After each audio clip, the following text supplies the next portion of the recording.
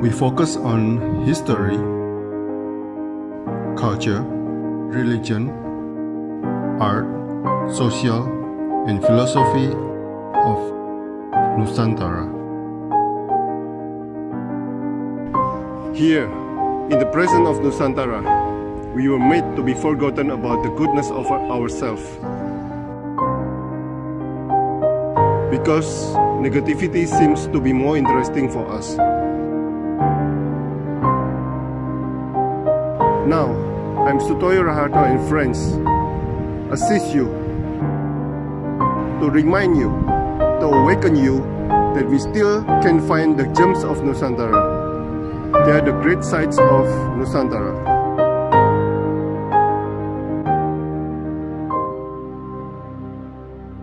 Saya tuh mikir kok pas ya forum ini. Jadi beberapa hari yang lalu itu saya ketemu beberapa orang gitu yang sebenarnya sangat cukup aktif di bidangnya, dan mereka mengatakan bahwa peran seni dan peran seniman sebenarnya lebih ke arah itu sangat krusial. Nah, kenapa mereka mengatakan itu krusial, seni itu, dan apa yang krusial? Nah, sebentar kita akan bahas. Pemanasan ya. Panas. Iklan dulu. Ya. Bagus, ada pemanasan, Cok. Di Bali lagi hujan ini. Masalahnya yang mengatakan seni ini krusial itu sebenarnya ada satu, itu seorang ahli genomic, dia genomic engineer ya. Jadi genomic engineer itu semacam insinyur gitu, tetapi urusannya itu segala jenis makhluk yang kecil-kecil, mikrobiom namanya. Nah, satu lagi yang bilang seni itu krusial, itu seorang pebisnis kawakan, investor juga, dan mantan menteri. Nah, jadi terus saya kan kaget juga, jadi orang-orang ini menyadari loh peran krusial seni, tapi apakah senimannya sudah menyadari apa belum? Jadi sebenarnya seniman ini sangat dicari-cari dan direbut sebenarnya sekarang. Ya, tapi nanti itulah kita bahas, biar penasaran saja. Yang penting katalognya jangan lupa di forward ke mereka. Iya Pak, katalog. Belum, saya belum ada forward katalog. Nanti saya akan forward. Belum ada forward. Bahkan saya sampai tuntas pun belum baca, Pak. Jadi selama saya di Jakarta ini, minta ampun deh, saya sampai lupa makan, Pak, biasanya, Pak. Karena terlalu banyak kasus-kasus positif, dan company kami juga ambruk gara-gara corona ini. Nah, jadi ya, inilah. Cok Rake, company-nya ada hubungan sama Menteri Pariwisata yang baru ya? Tidak, Pak. Kalau saya sama Pak Sandiaga Uno itu sebenarnya kenalan karena melalui bos saya aja, Pak, sebenarnya gitu. Dan Pak Sandi Uno itu memang sering ke kantor kami gitu. Banyaklah lobby-lobby. Saya juga nggak tahu itu yang di lobby apa sebenarnya gitu. Tapi karena sering ke kantor, jadi sering kelihatan, ketemu, ya udah sering ngobrol gitu. Via Zoom, Pak, biasanya kami berdua. Tapi semenjak jadi menteri kok kalau di WA itu balesnya 3 hari, 4 hari gitu baru bales. Gaya banget dia sekarang.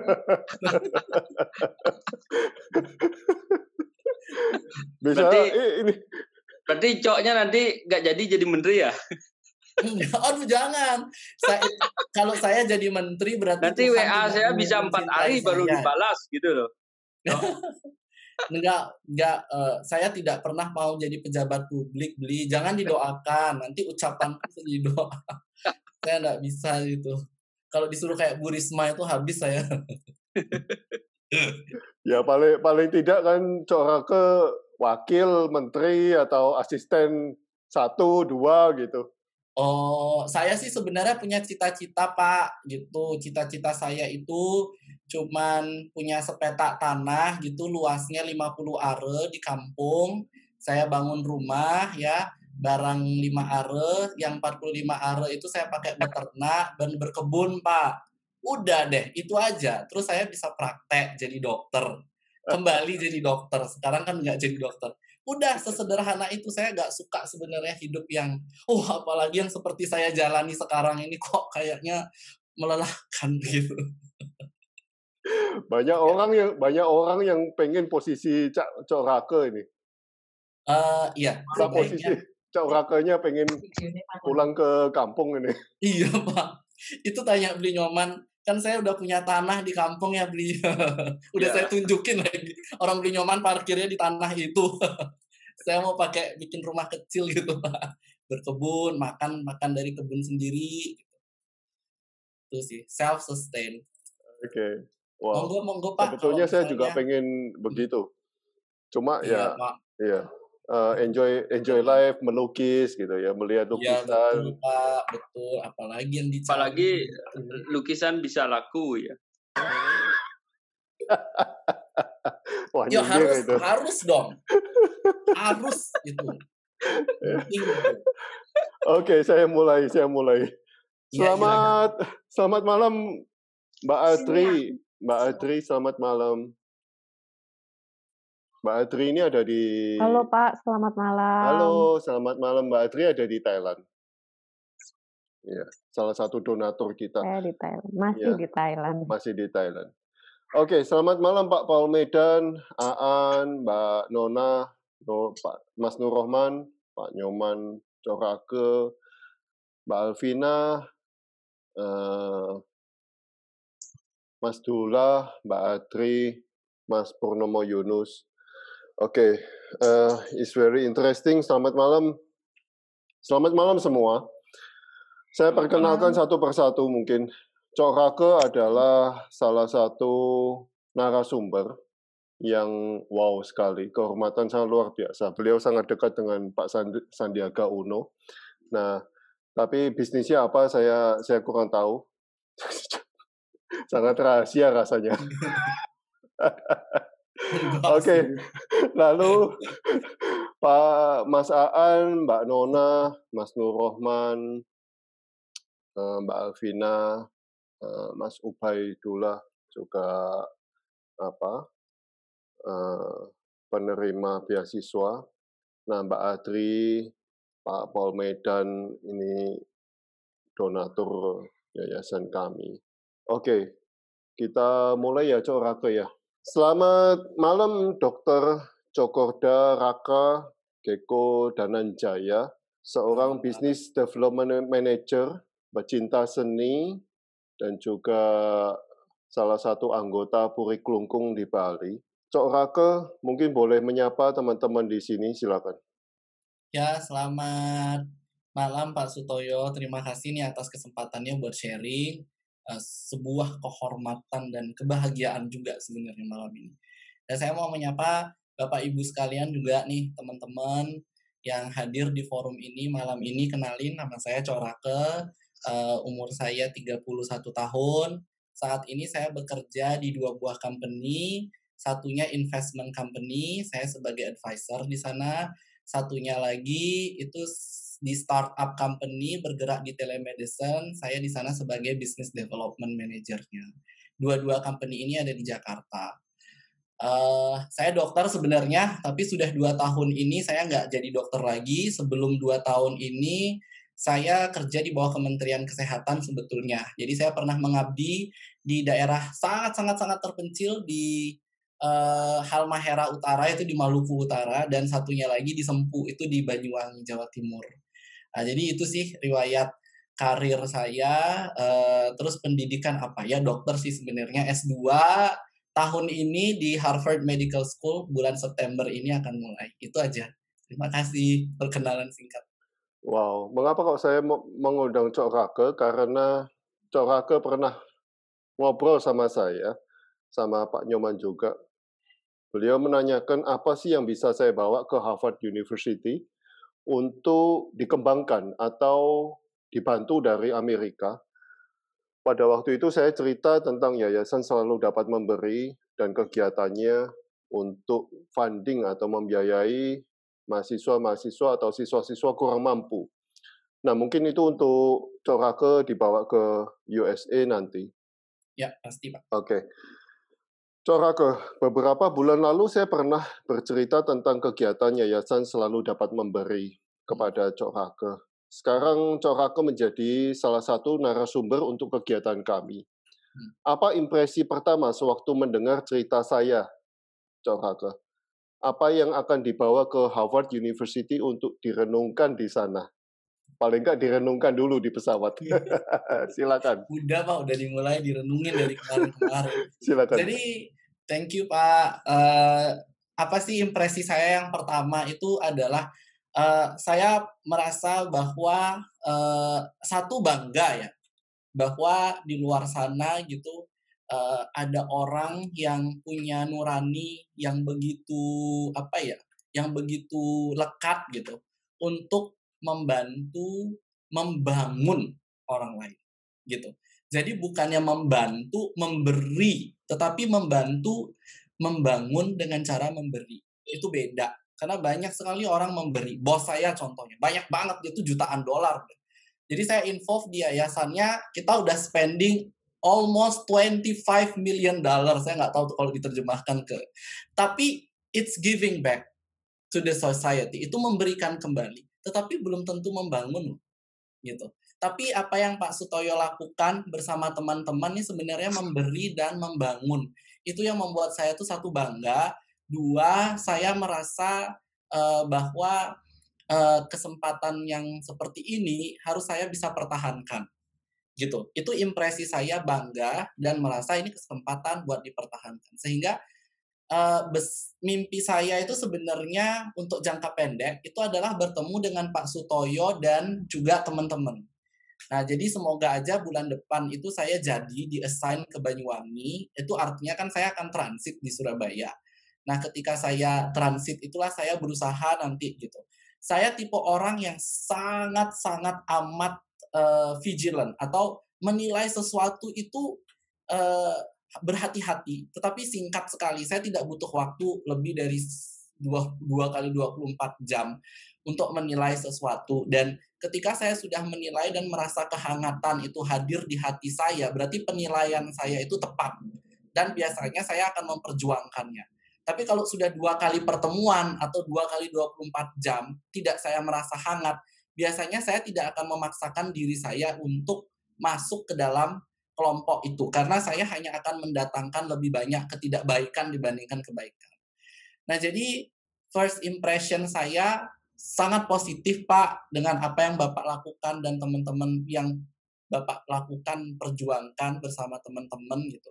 Dan saya punya mimpi jangka panjang. Jadi kalau jangka pendeknya ketemu, mengenal Bapak dan teman-teman lebih dalam lagi, mimpi jangka panjangnya itu saya udah sempat pernah sharing. Ini yang akan saya bawa ke Harvard Pak sebetulnya.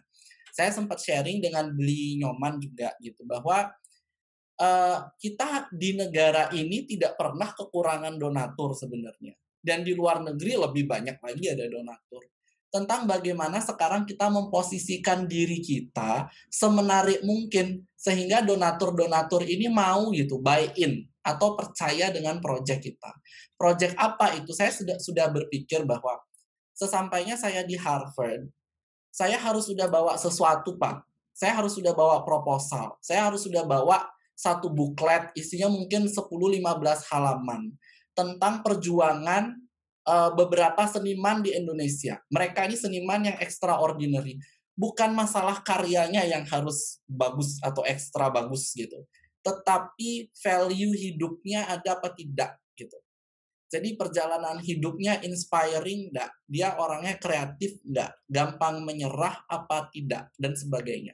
Jadi 10-15 halaman, satu halaman itu isi satu seniman saja. Nah, kalaupun ada donatur nanti di Harvard, sebenarnya bukan donatur duit ya Pak yang saya pikir nih. Donatur pendidikan.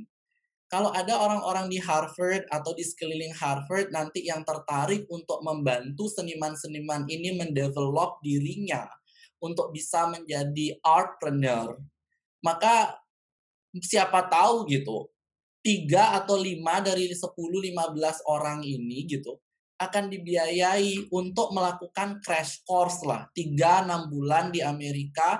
Mereka akan diputar ke beberapa tempat yang memang menjadi induk dari pengembangan seni gitu. Baik itu seni tradisional, tradisi, atau yang seni non-tradisi, atau yang kontemporer, ya nggak tahu lah. Nah itu sebenarnya yang saya mau bawa. Makanya saat ini baik di Bali maupun di luar Bali, saya sedang berburu hunting sebenarnya. seniman-seniman mana nih yang memang tidak saja tangannya berbakat, tetapi juga pikirannya kreatif dan hatinya sangat bagus gitu. Hatinya dia mau berbuat untuk membangun sesuatu yang lebih besar. Itu Pak, jadi menjawab 2 pertanyaan Bapak tadi gitu. Thank you, Cok Rake. Semoga dapat nih. Mungkin teman-teman yang barusan join, mungkin saya akan perkenalkan lagi Pak Rake atau Cok Rake ini adalah anggota dari salah satu anggota dari Puri Klungkung, dan beliau juga sering bekerja dengan Bapak Menteri Pariwisata kita yang sekarang. Beliau juga memang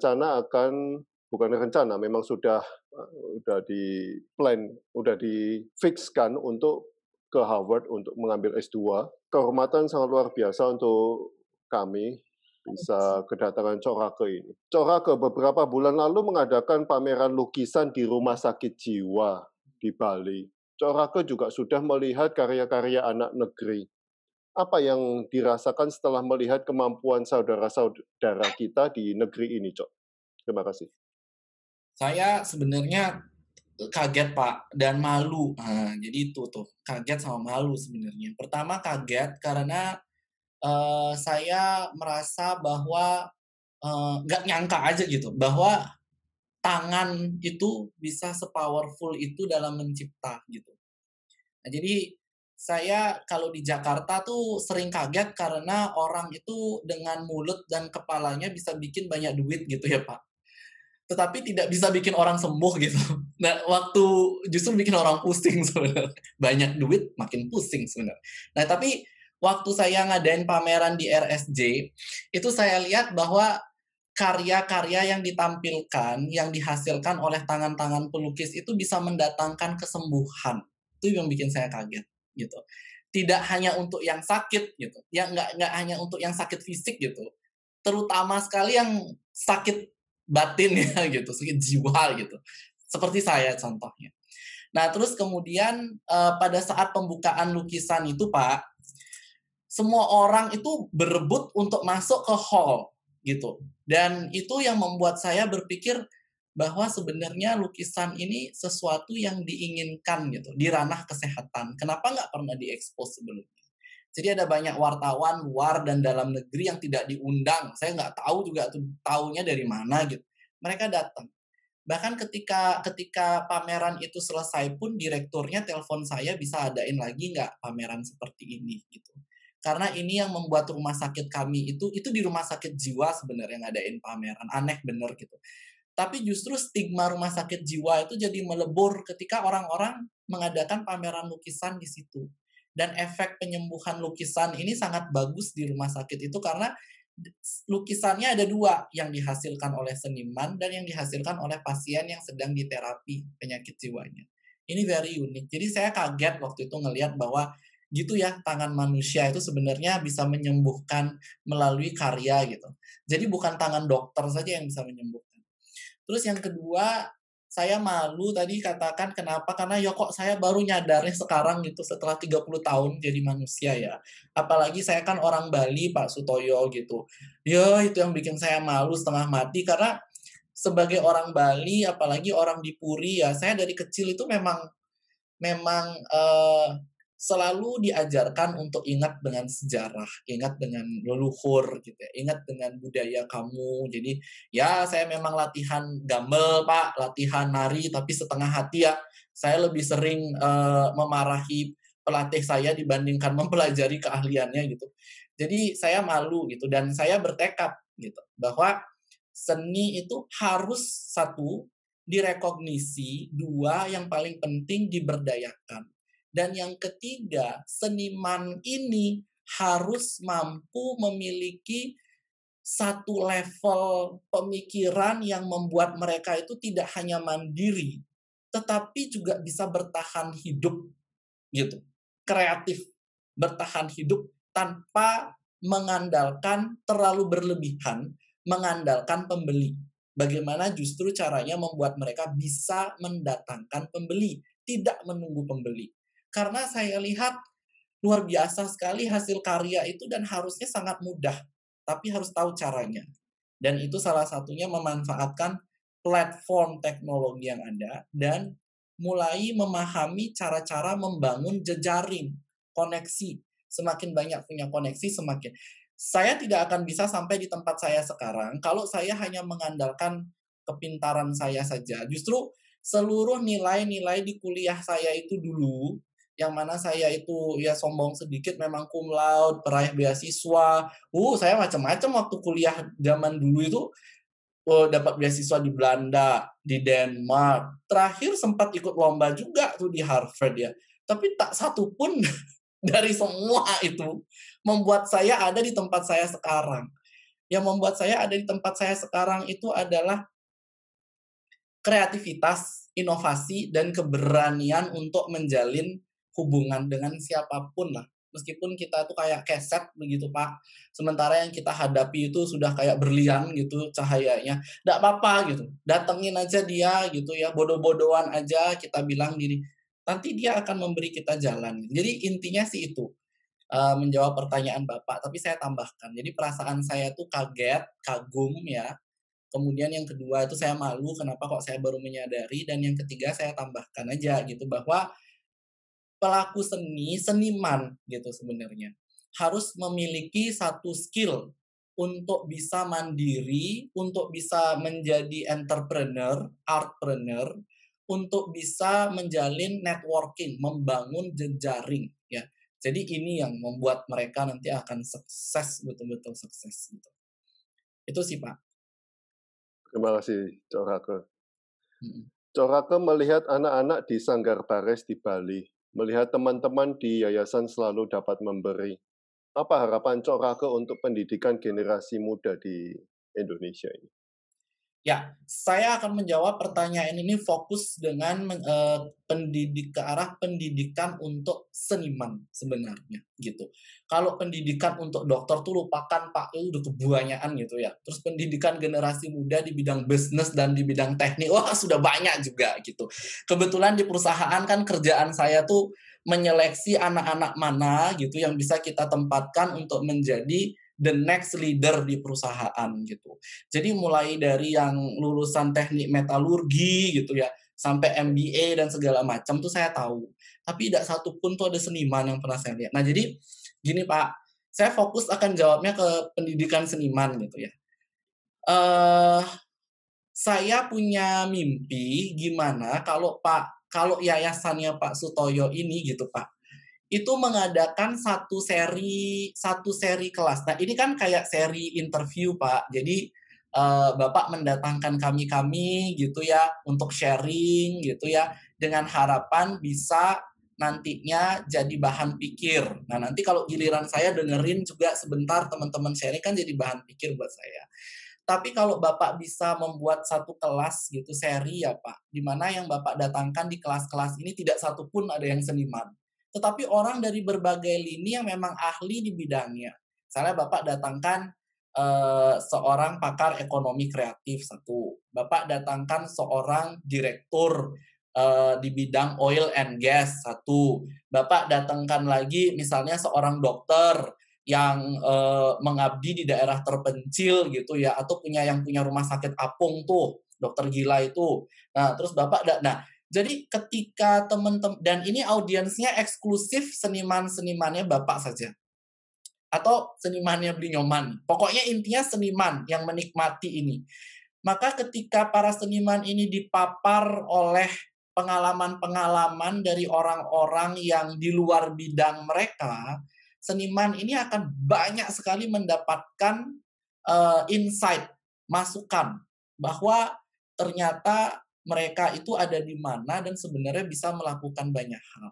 Nah, jadi mimpi saya sih sebenarnya itu. Karena apa yang kami lakukan di perusahaan seperti itu, Pak. Dan itu bayarannya tuh mahal banget. Tetapi itu karena memang company kami pendapatan per kapitanya kan lumayan, Pak. Jadi ketika kita misalnya ngundang, ayo kita undang prof itu, ya pasti bayar lah, Pak. Masa penghasilannya segitu ngundang prof nggak bayar. Tapi kalau kita bawa nama yayasan, Pak, itu biasanya free, mereka mau. Sama seperti yayasan kami, Pak. Jadi kalau misalnya yayasan di perusahaan saya, meskipun sebenarnya yayasan ini kayaknya nggak karuan-karuan gitu. Tetapi ketika yayasan ini kami dari Yayasan Rahmat gitu, kita mau ngundang Bapak untuk ini pasti gratis. Nah, makanya saya pikir dengan lokomotif yang Bapak punya sekarang yaitu yayasan, mari Pak adakan kelas-kelas pemberdayaan. Dari sana tuh kita bisa tahu kualitas seniman yang Bapak ampu. Itu pantas nggak sebenarnya mereka itu Bapak ampu gitu. Kita harus keras Pak Sutoyo terhadap anak-anak muda ini. Karena mereka itu menjanjikan sekali, mereka punya potensi, mereka punya energi dan tenaga yang luar biasa. Sehingga kita harus godok mereka habis-habisan sampai ke titik yang benar-benar limit bagi mereka. Nah, jadi kalau memang mereka yang nggak berguna, buang saja Pak, anak-anak muda ini. Suruh aja cari makan sendiri. Kita tampung yang memang benar-benar pantas. Ya, bisa ngamen lah di situ, kita nggak usah pikir bodoh amat. Kita hanya mencari orang-orang yang memang mau bertahan hidup, Pak. Kita mau mencari orang yang haus dan lapar, yang mereka akan berjuang, mau mereka diinjak, mau diludahi, mau dibakar pun kakinya, mereka akan tetap berlari. Kita cari orang seperti itu. Kalau dapat itu Pak, ya melalui kelas ini kan kita jadi tahu nih sumber dayanya. Kalau dapat orang-orang seperti itu, seniman-seniman dengan mental unggul dan tekad baja itu Pak, 3 atau 5 orang saja, ini kita bisa promosikan loh Pak, gitu. Apapun ide mereka, gitu. Karyanya kita bisa promosikan tuh sudah pasti. Tapi idenya lagi nih, nah gitu. Mereka punya mimpi apa sih gitu. Nah, mereka mau bikin sosial project apa sih gitu. Nah, jadi itu Pak sebenarnya yang saya mau ya untuk pendidikan para seniman ke depannya. Bikin aja kelas kayak begitu, Pak.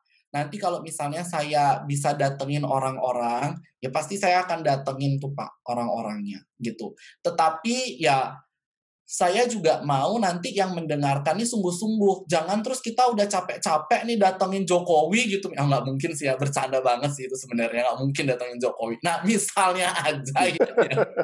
Jadi misalnya datengin ya orang-orang yang udah sibuk banget tapi mau meluangkan waktunya gitu ya. Jangan sampai terus juga mereka tidak melihat semangat gitu. Jadi kelas ini bisa kita buat, saya yakin Pak Sutoyo, tetapi Bapak juga harus menstimulasi seniman-seniman muda ini agar mau apa enggak gitu. Karena kadang-kadang seniman-seniman itu kalau kita tidak menjelaskannya dengan baik, mereka resisten. Sama kayak dokter, kalau misalnya disuruh dengerin seniman ngomong, ngapain gitu kan? Mending gua praktek gitu. Tapi hidup itu sekarang begitu Pak. Kita harus belajar untuk menantang diri kita, mempelajari sesuatu yang berbeda setiap hari. Sehingga kita tahu peluang-peluang yang ada di dunia ini apa. Banyak banget Pak. Dan terakhir Pak Sutoyo, ini kan pertanyaannya sebenarnya udah selesai tuh. Saya cuma mau nambahin Pak, karena utang di awal tadi ya Pak. Jadi kenapa sih yang si mantan menteri dan ahli genomik itu tadi mengatakan kita nih lagi nyari-nyari seniman nih dan penting tuh sebenarnya gitu ya. Jadi gini Pak, saat ini di dunia itu kan terjadi shifting besar-besaran ya Pak, shifting perubahan gitu. Perubahan itu dalam sekup apa yang paling terasa, yaitu dalam sekup kesehatan, ekonomi, dan politik Pak. 3 ini. Kesehatan, ekonomi, dan politik sedang shifting besar-besaran. Nah, jadi selama 2 minggu terakhir, ini saya sedang mencoba satu project gitu. Jadi project ini dari Inggris sebenarnya.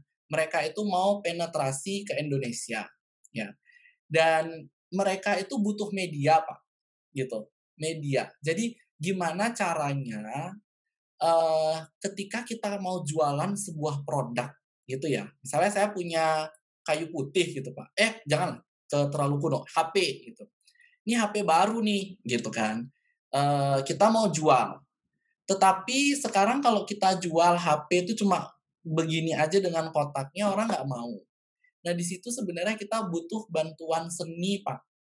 Untuk membuat produk itu menjadi engaging gitu, menjadi diminati, menjadi menarik.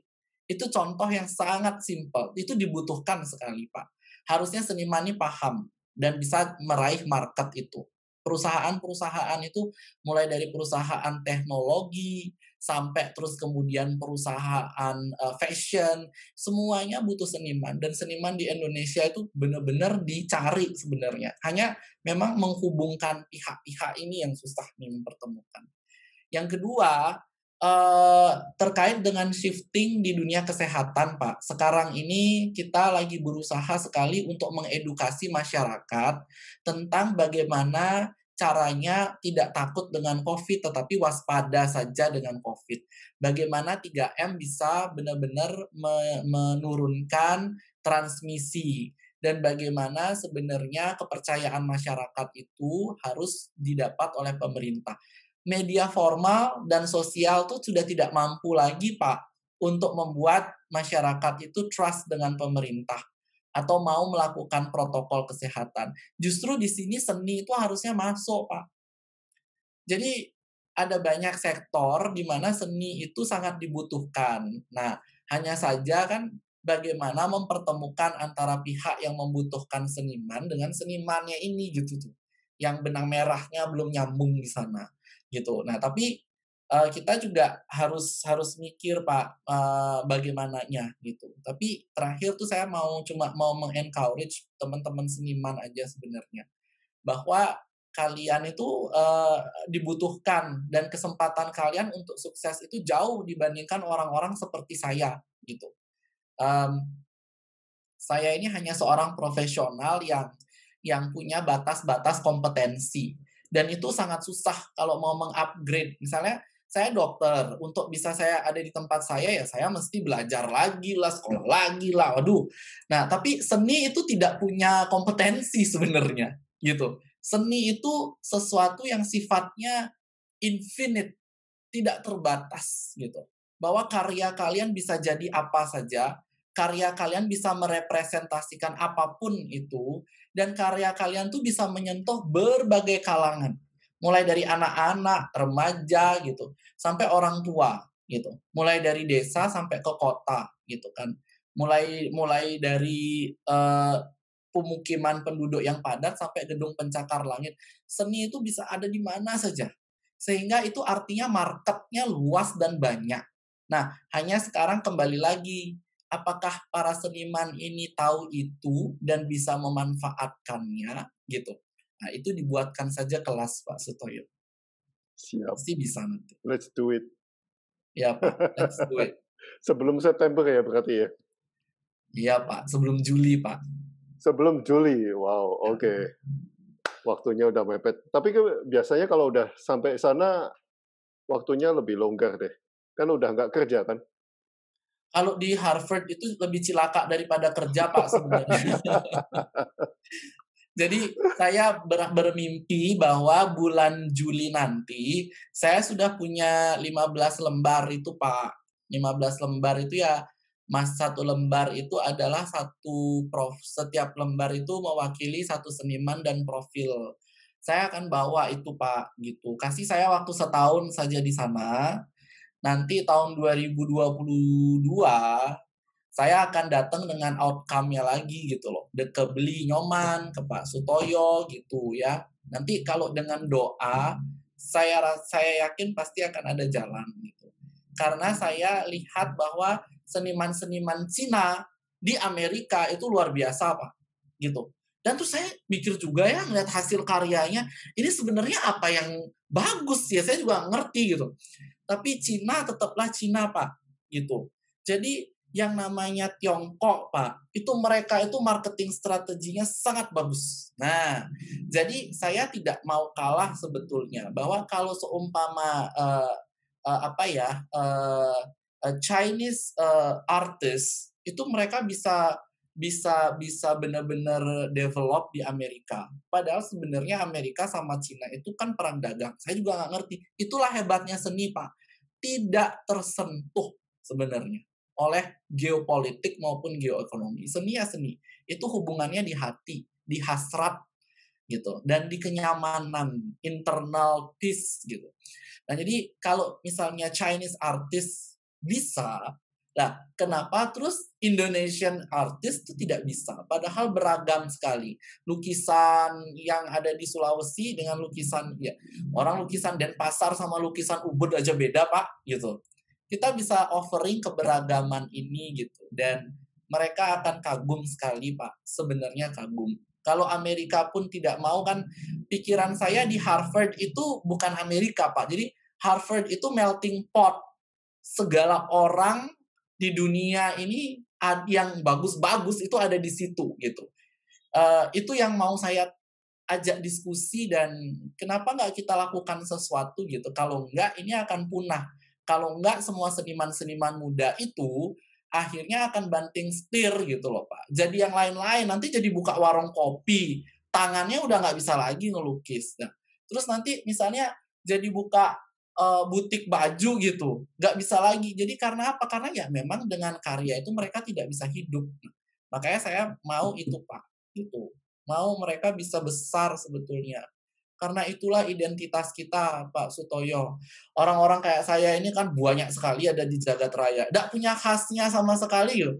Sekalipun saya jadi direktur besok, ya direktur yang sama kayak saya lebih bagus lagi banyak. Tapi coba tuh kalau seniman-seniman kayak Blinyoman itu, kalau besok sudah meninggal itu kan nggak bisa lagi digantikan tangannya gitu loh. Kalau saya ini kan pabrikan ya, Pak.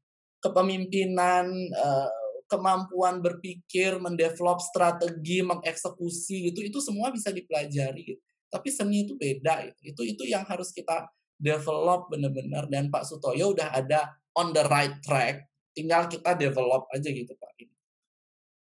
Thank you banget, Thank you, Pak. Rake. Iya, Pak. Itu yang bisa saya sharing hari Thank ini. you so much. Thank you so much. Terima kasih, Pak. Oke, kita ke narasumber kedua. Selamat malam, Mas. Teman-teman, Mas Aan ini adalah pelukis yang ada di katalog kita. Nah, Mas Aan adalah juga penerima beasiswa dari Yayasan Selalu Dapat Memberi. Mas Aan juga mahasiswa ISI, Seni Rupa Yogyakarta. Mas Aan, silakan, mungkin mau disapa teman-teman. Selamat malam semuanya, apa kabar? Semoga sehat selalu. Mas Aan jauh-jauh dari Palembang Anda hijrah ke Jogja untuk kuliah seni rupa. Apa yang Anda ingin dapatkan di Jogja, Mas? Silakan. Pertama saya ingin mendalami, Pak, tentang seni rupa, memperluas wawasan. Harapan saya bisa lebih berkembang lagi di sini. Mas Aan, Anda pernah cuti kuliah walaupun sudah tersedia beasiswa dari Yayasan Selalu Dapat Memberi. Anda mengatakan harus istirahat agar bisa berkarya lagi. Mengapa, Mas? Silakan. Untuk melukis itu kan membutuhkan ketenangan batin, Pak, karena banyaknya problematika itu yang nggak bisa saya jelaskan satu persatu. Maka dari itu saya memutuskan untuk istirahat supaya bisa menghasilkan karya yang sesuai dengan ekspektasi saya. Gitu, Pak. Waktu itu istirahat berapa lama ya, Mas Aan? 2 semester, 1 tahun saya, Pak. Dan Anda sudah menemukan waktu dan refreshing untuk melukis lagi pada waktu itu? Sudah menemukan dan menambahkan kemasan-kemasan baru untuk lukisan saya untuk kedepannya nanti. Mas Aan, banyak orang tanya saya, bagaimana Anda bisa melukis sedetail itu, Mas? Apa yang ada di pikiran Anda? Silakan. Dari seni itu kan merupakan hasil dari rangkaian pemahaman manusia ya, Pak. Nah, berdasarkan pengalaman masa lampau, masa kini, dan masa kedepannya. Diwujudkan berdasarkan suasana hati maupun berbagai gejolak perasaan misalnya. Melalui wujud karya ini, saya mau memperkokoh, jadi seni itu memperkokoh dirinya sendiri dalam kejujuran mengungkap realita. Nah, jadi karena pilihan itu penting biasanya dipengaruhi oleh hasrat tampilan karya, juga dipengaruhi dari gaya, style dan pola pandang si seniman. Mas Aan, satu pertanyaan tambahan lagi. Waktu itu siapa yang membiayai Anda kuliah? Waktu pertama Dan apa yang terjadi di tengah-tengah perkuliahan itu, Mas Aan? Silakan. waktu pertama saya ke Jogja itu saya bekerja sampingan untuk biaya di sini dan dibantu juga dengan orang tua. Nah, semenjak adanya beasiswa ini saya jadi tertolong juga, Pak. Kan pada waktu itu tidak ada kiriman dari orang tua dan tidak bekerja ya sudah, atau bagaimana? Waktu itu saya agak lupa. Waktu itu saya sudah tidak terima kiriman dari orang tua lagi, dan untuk bekerja juga waktu saya mepet kan menyelesaikan tugas-tugas kuliah, jadi tidak terhandle waktunya. Maka dari itu saya memutuskan untuk istirahat. Oke. Istirahat, lalu setelah itu lanjut kuliah lagi ya? Lanjut kuliah lagi. Oke. Nanti ke teman-teman kalau ada pertanyaan untuk Mas Aan nanti kita lanjut ya. Mungkin Mbak Nona silakan. Selamat malam Mbak Nona. Selamat malam, Pak. Selamat malam. Oke.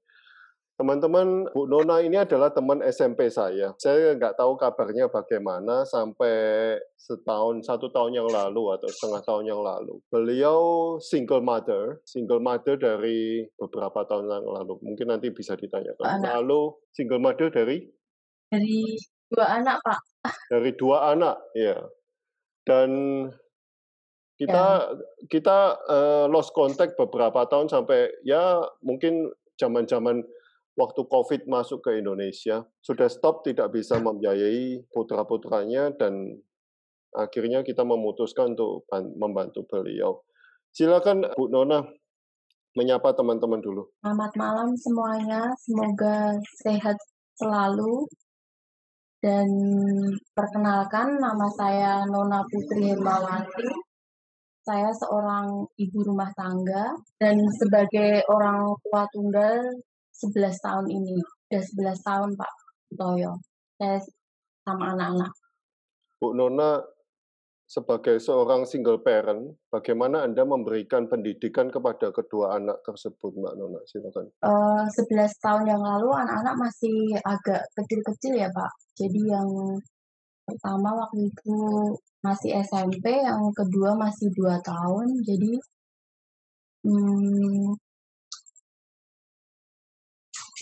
sebenarnya kejadian 11 tahun yang lalu itu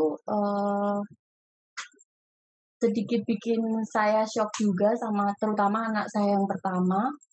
Jadi prosesnya saya mendidik anak-anak itu agak ini juga, Pak. Kalau menurut saya agak ada kesalahan sedikit saya merangkul anak-anak saya, terutama yang besar, karena secara psikologis saya agak shock banget. Karena basicnya kan saya ibu rumah tangga yang nggak pernah kerja formal, terus harus istilahnya dipaksa survive sama 2 anak. Jadi istilahnya bingung mau ngapain gitu. Waktu 11 tahun yang lalu kayak gitu sih, Pak. Jadi lumayan berproses juga buat saya sama anak-anak untuk survive gitu. Lumayan lama juga, Pak. Tantangan apa yang paling sulit selama bertahun-tahun ini, Bu Nona? Bagaimana menyelesaikan masalah tersebut? Karena basicnya saya ibu rumah tangga yang nggak pernah kerja formal atau bisnis atau apa. Jadi waktu 11 tahun lalu saya divorce itu bingung nih mau ngapain gitu. Terus cuman bawa anak-anak bertiga, saya sama 2 anak saya. Terus waktu itu yang saya pikirin, anak saya yang kecil masih 2 tahun, jadi saya kerja apa aja, Pak. Jadi serabutan. Saya punya tenaga ya, saya istilahnya menawarkan tenaga saya. Jadi anak saya yang kecil ini saya bawa kemana-mana, panas, hujan, saya gendong kemana-mana. Buat apa, istilahnya kita bisa makan gitu, awalnya kayak gitu. Terus anak saya yang besar, apa, sempat ikut berjuang juga sih. Waktu itu dia kerja nyablon, jadi di sekitar sini ada kayak pabrik dompet gitu Pak, yang dari Mika. Jadi dia kalau pulang sekolah dia nyablon, jadi gajinya per minggu, jadi bisa buat uang saku dia gitu. Jadi saya sama anak saya yang besar itu sama-sama berjuang sih awal-awal itu, kayak gitu. Anak yang besar umur berapa pada waktu itu? 13 tahunan. Wow, wow. Dan sekarang masih Sekarang kuliah sambil kerja Pak. udah kuliah lagi ya? Iya Pak. Oke, oke. Nah, sewaktu Anda ingin menyekolahkan anak kedua untuk SMP, apa yang terjadi, Mbak? Itu bertepatan dengan awal-awal pandemi kan Pak. Jadi selama apa saya jadi single parent itu pokoknya kerjanya serabutan Pak Sutoyo. Jadi apapun saya kerjakan, dari istilahnya jualan pakaian sampai skincare sampai buah saya lakukan semua. Pokoknya saya kerjanya serabutan lah Pak. Apa aja saya lakukan gitu buat istilahnya kita bisa bertahan hidup gitu. Terus tahun ketiga setelah saya hidup sendiri itu ada teman yang menawarin saya jualan kayak distributor skincare gitu Pak. Terus saya fokus tuh ke skincare. Tapi setelah pandemi kan skincare saya juga jualan produk juga facial dari rumah ke rumah. Setelah pandemi itu sama sekali nggak ada customer yang pengen di facial karena pasti kan agak worry juga kan Pak gitu. Jadi sama sekali nggak ada penghasilan karena saya memang penghasilannya istilahnya harian gitu. Jadi kalau sehari nggak kerja ya nggak dapat penghasilan gitu. Jadi waktu pertama pandemi sama sekali nggak ada penghasilan. Setelah 1 bulan pandemi saya mikir kalau kayak gini terus nggak mungkin bisa gitu. Akhirnya saya banting setir, saya kan suka masak gitu. Akhirnya saya nawarin customer dulu yang sering saya facial, mau nggak saya masakin ini gitu. Jadi saya catering harian. Jadi sesuai order aja saya masak kayak gitu. Dan kebetulan anak saya yang nomor 2 harus masuk SMP. Jadi waktu itu saya masih berupaya, kalau di DKI kan masuk SMP gratis tuh Pak. Jadi saya tetap berupaya semoga masuk negeri. Semua SMP negeri di DKI sama di Bekasi saya daftar semua gitu. Istilahnya ngarepnya biar dapat gratis gitu kan Pak, karena memang nggak punya tabungan gitu. Terus itu ditelepon Pak Sutoyo itu waktu itu tawarin ada program beasiswa gitu. Tadinya saya udah pengen berupaya sendiri biar tetap masuk negeri gitu, biar istilahnya ini, tapi Pak Sutoyo menghubungi saya kan waktu itu. Tapi kan karena negeri itu jauh sekali ya dari rumah Anda ya, dan nggak bisa. Ya, Bagaimana itu ceritanya itu pada waktu itu? Ke Ancol atau bagaimana? enggak, saya kan tinggalnya di daerah Pondok Gede, jadi perbatasan Bekasi sama Jakarta Timur ya Pak. Jadi saya waktu itu coba negeri di SMP DKI sama Bekasi sih, saya coba semua. Karena ya itu keterbatasan biaya itu waktu itu gitu. Jadi nggak kepikir juga mau masuk swasta, ternyata memang karena zonasi itu ngaruh gitu. Jadi anak saya memang nggak keterima waktu itu di negeri kayak gitu. Oke, teman-teman, sebetulnya saya juga nggak tahu cerita ini, tetapi ada satu teman sekolah kami yang mengatakan bahwa anak Bu Nona ini kesulitan masuk, makanya kita coba kontak ya, dan ya akhirnya, alhamdulillah terbantu juga ya. Oke, terima kasih Mbak Nona, Bu Nona, Mbak Nona, atau saya panggil Nona biasanya, karena teman sekolah SMP pada waktu itu. Mbak Alvina, selamat malam. Kita ke narasumber yang keempat ya. Selamat malam, Pak. Nah, Mbak Alvina ini, saya ketemu Mbak Alvina ini ada di 10 tahun yang lalu waktu masih bayi rasanya. Sekarang sudah remaja ya. Oke, Mbak Alvina, selamat malam. Teman-teman, Mbak Alvina adalah seorang mahasiswi STEKOM. Ya. Saya kenal Mbak Alvina dari ayahnya. Mungkin boleh disapa teman-teman yang ada di sini, Mbak Alvina. Silakan.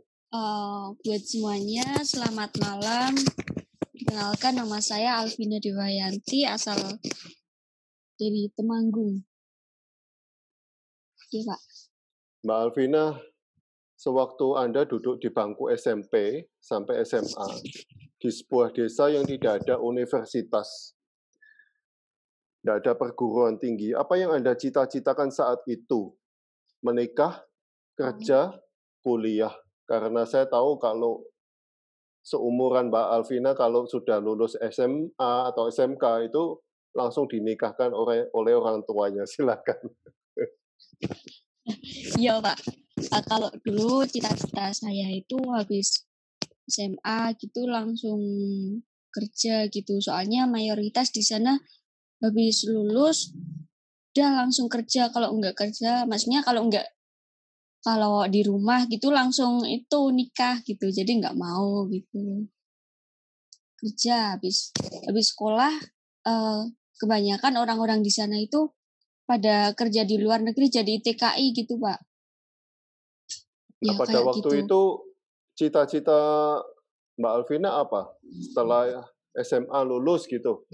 Ya, kalau cita-cita saya itu maunya masuk sekolah lagi gitu, tapi orang tua bilang kerja dulu aja gitu. Soalnya kebanyakan orang di sana kalau kuliah itu harus orang-orang yang mampu, yang punya banyak tanah gitu, Pak. Sama kalau di Temanggung gitu kebanyakan mayoritas orang bilang kayak gini, apa sih sekolah tinggi-tinggi kalau ujung-ujungnya sarjana pengangguran. Sarjana cuma udah nikah aja gitu. Jadi pengen merubah mindset itu untuk beda lah. Jadi kayak yang orang-orang di sana pikirkan gitu. Mengapa ingin kuliah, Mbak Alvina, di desa Anda? Rata-rata apa yang dikerjakan mereka setelah lulus SMP atau SMA? Ini mungkin udah dijawab, tapi bisa diperjelas lagi, silakan. Ya, untuk pertama, untuk merubah kalau kebanyakan kan orang anak SMA, SMK udah lulus, kerjanya stuck, udah di situ. Kalau jadi pekerja buruh pabrik apa-apa ya udah di situ aja, gak bisa naik yang lebih tinggi lah. Kalau kasarannya jadi di kantor, nggak diproduksi, nggak di mana gitu. Ya gitulah, untuk bisa menaikkan lagi lah tingkat derajat apa-apa gitu dari pekerja, nggak cuma sebagai itu aja. Soalnya kebanyakan orang-orang kalau di sana di tempat saya itu kalau enggak sekolah ya udah jadi ibu-ibu rumah tangga, apalagi cewek gitu. Oke. Untuk merubah mindset lah. Biasanya apa kendala mereka untuk tidak melanjutkan kuliah? Tradisi, ekonomi, atau apa? Silakan. Yang pertama ada tradisi ya, Pak. Itu soalnya orang sana bilang itu kayak gini. Bahasa Jawanya ya, wong sugih duwe lemah akeh, anak sekolah lemah entek gitu. Apalagi kalau kamu orang yang biasa aja mau dibiayai pakai apa gitu. Jadi kan kalau di sana tradisinya kayak gitu.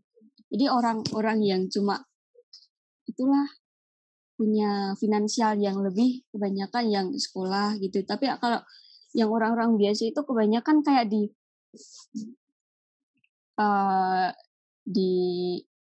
sama orang-orang yang di sekitar itu diremehkan di apa gitu. Jadi orang biasa kuliah buat apa? Ujung-ujungnya sarjana cuma nganggur gitu. Ya itu tradisinya kayak gitu. Kalau masalah ekonomi ya itu sih kebanyakan orang-orang di sana nggak lebih ekspos ke cari beasiswa apa-apa gitu Pak. Kan kalau kita lebih mencari lagi banyak kan beasiswa untuk sekolah yang dari SMA, SMK sampai kuliah itu banyak beasiswa gitu, Mbak. Tapi mereka itu kebanyakan belum tahu lah mindsetnya itu masih di situ-situ aja. Saya agak lupa pada waktu itu Bapak Anda menelpon saya untuk mencari beasiswa atau cari kerja ya awalnya ya. Cari kerja ya. Oh iya Pak, masih ingat. Ya kan dulunya nggak masuk SMA tapi SMK. Jadi udah Bapak kalau udah masuk SMK kerja gitu. Lah itu kan aku ada keinginan dari udah kelas 3 pengen lanjut sekolah.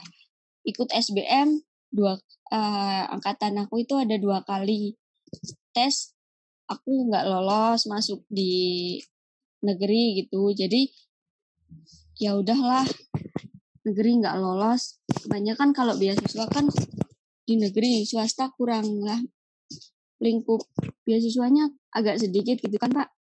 Jadi mikir saya ya udah gap year aja lah mungkin tahun depan gitu. Makanya minta bapak saya untuk buat cari kerja sama Pak Toyo dulu gitu. Jadi Pak Toyo nawarin nggak usah kerja, kamu kuliah dulu aja. Yang penting kamu sekolah dulu, nggak usah kerja gitu Pak. Oke. Teman-teman, yang saya sangat kagum oleh Mbak Alvina adalah selain keinginan kuliah, Mbak Alvina ini juga bekerja. Nggak tahu gimana ngatur jadwalnya itu, Mbak Alvina. Silakan dijelaskan. Kok bisa sambil kerja, sambil kuliah itu loh. Saya nggak ngerti ceritanya bagaimana. Ya kan awalnya saya belum ketemu langsung face-to-face sama Pak Toyo, jadi agak mikir ini ada beasiswa beneran apa enggak, iya apa enggak gitu kan, masih dalam hati belum srek lah. Takutnya kalau nanti udah di tengah jalan ada kendala finansial sama saya, malah jadi sekolahnya enggak lanjut gitu kan. Saya antisipasi mulai dari masuk sekolah itu saya juga kerjanya itu ada masuk 3 shift. Jadi kuliahnya kan makanya saya ambil yang kelas ada pagi, ada bisa sore gitu. Jadi kalau aku masuk shift pagi kan kerjanya jam 6 pagi sampai jam 2 pagi. Aku kerjanya jam 2 kerja 6 pagi sampai jam 2 pagi, terus kuliahnya 8:30 sampai 8:30 malam gitu, Pak. Jam 2 siang dong? Gitu. Iya, pulangnya kalau shift pagi. Terus kalau shift siang kan jam 2 siang sampai 10 malam kerjanya. Aku ambil kuliahnya yang pagi 7:30 sampai jam 12 siang gitu. Untuk kalau yang shift malam kerjanya jam 10 malam sampai jam 6 pagi. 6 pagi baru pulang. Terus aku baru bisa itu mau kuliah pagi atau sore bisa milih gitu, Pak. Kerja sebagai apa? Ya, dari tadi saya bilang kan Pak, kalau cuma lulusan SMK masih cuma di pabrik biasa, masih jadi operator gitu Pak. Operator mesin ya? Operator mesin? Belum bisa masuk.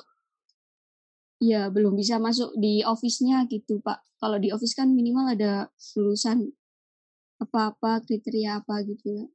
Ya kan masih belum memenuhi kualifikasi itu Pak. Oke. Tapi semangatnya luar biasa. Oke, terima kasih Mbak Alvina. Terima kasih teman-teman yang sudah mendengarkan curhatan teman-teman yang ada di sini, mahasiswa-mahasiswa yang sangat semangat untuk kuliah. Mungkin kalau ada yang ingin bertanya, silakan chat atau buka speakernya. Terima kasih. Saya mau nanya Pak Sutoyo. Silakan. Mbak Alvina itu cita-citanya apa ya? Saya tadi itu sambil WA jadi nggak dengar kalau emang udah disebut. Cita-citanya apa Mbak Alvina? Oh iya Pak, cita-cita saya sih bisa masuk di kayak perusahaan, tapi di dalamnya itu kalau di bagian eksim gitu Pak, ekspor impor yang kayak gitulah. Logistik, iya sih. Pak Sutoyo tadi kan saya tuh memang sambil WA-WA-an dengar. Saya WA beberapa orang Pak. Nih sekali lagi soalnya nggak mau ngutang ya. Jadi saya WA beberapa orang gitu. Yang kalaupun nanti misalnya ada kesempatan gitu buat beliau-beliaunya untuk bicara di forumnya Bapak, beliaunya bersedia. Jadi saya tadi itu nge-WA satu orang dari Kementerian Pendidikan. Kebetulan beliau itu in charge ya untuk SAR dan pengembangan. Sebenarnya dulu beliau itu jadi semacam general manager di sebuah perusahaan logistik, salah satu yang paling besar di Indonesia, sekarang ditarik ke Kementerian Pendidikan. Nah itu udah mau. Terus yang kedua ada itu perempuan Pak. Yang kedua Vice President Pak dari salah satu subco-nya Astra Group. Ini luar biasa sih juga, beliaunya oke. Satunya lagi itu ada GM, General Manager dari salah satu perusahaan sawit terbesar di Indonesia, juga udah bersedia. At least 3 orang dulu ya Pak. Nah jadi mereka udah bersedia, tinggal kita cari waktu. Ini bolanya udah ada di tangannya Pak Sutoyo, saya nggak mau ngutang. Jadi saya tadi, karena saya kan gini Pak, saya tidak tahu nanti akan jadinya kayak gimana, tapi ya udah kita lakukan aja dulu gitu ya.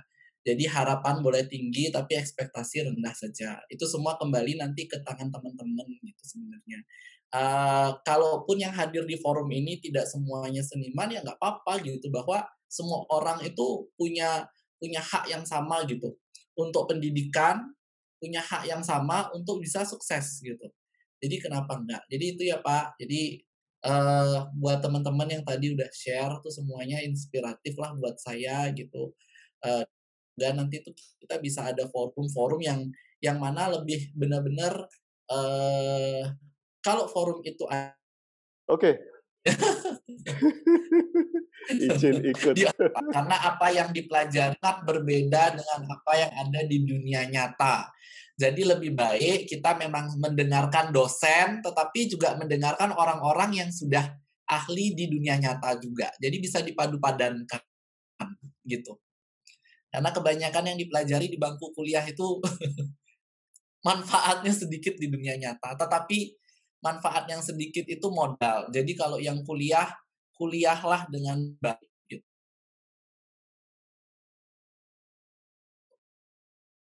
Okay. Tahu manfaat bangku kuliah banyak, biasa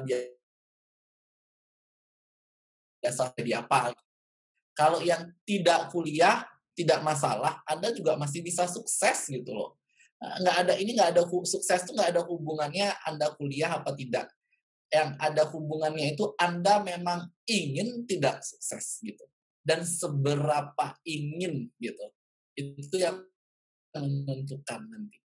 Bos-bos saya itu yang tycoon itu sebagian besar tidak sepintar saya dan tidak setinggi saya pendidikannya, tapi saya jadi kacungnya sekarang. Hebat kan? Jadi bukan masalah Anda kuliah di Harvard atau enggak gitu. Masalahnya Anda mau sukses apa tidak, dan kalau mau seberapa mau gitu. Itu aja.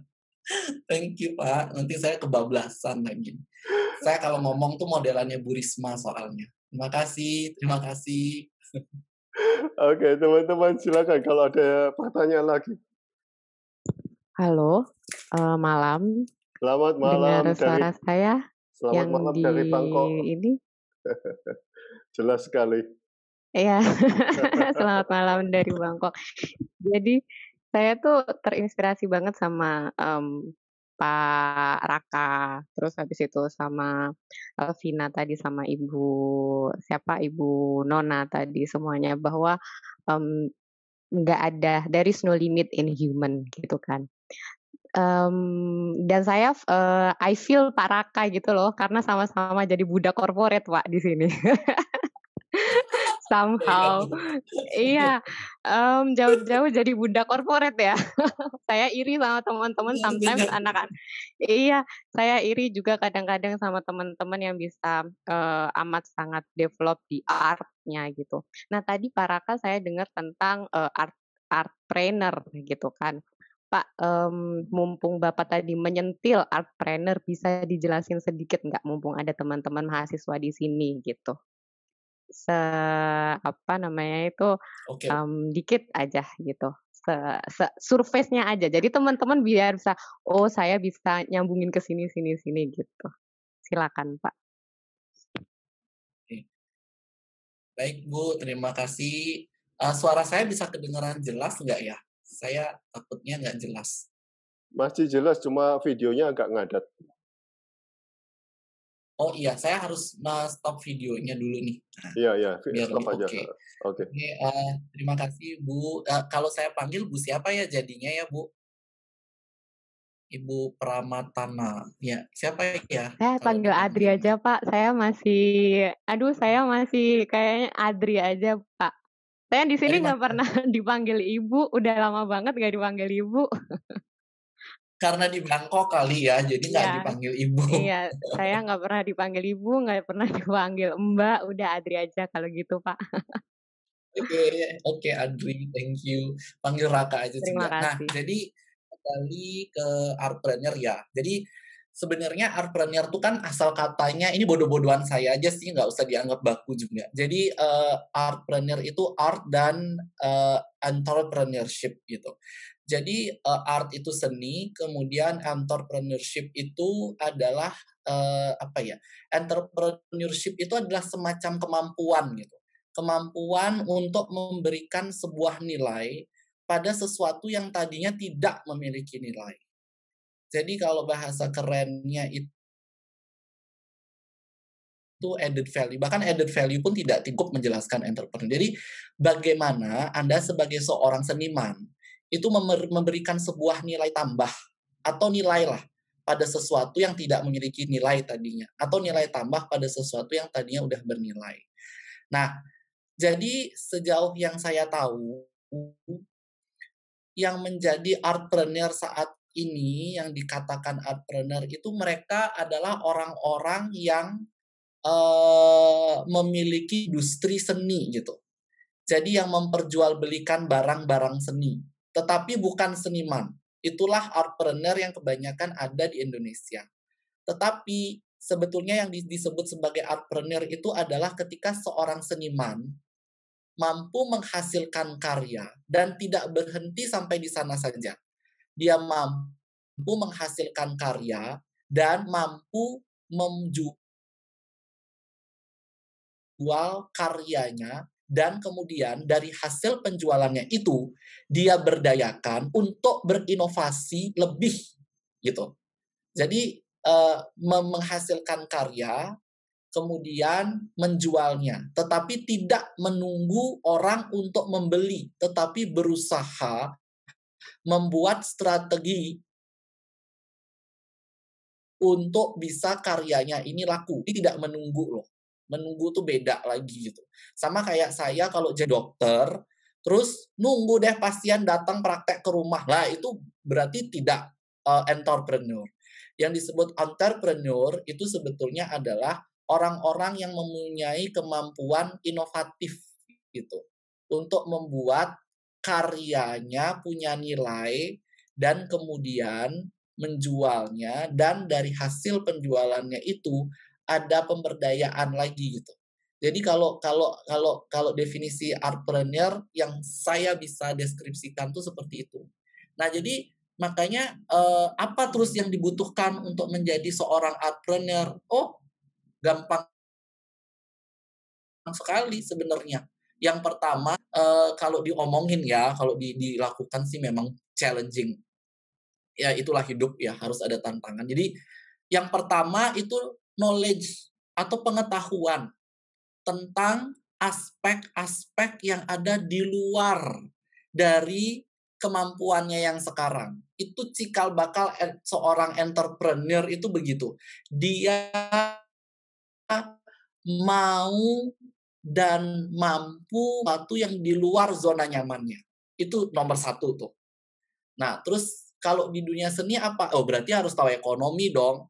Berarti harus tahu public speaking dong, agar bisa membahasakan karyanya, mempromosikan karyanya.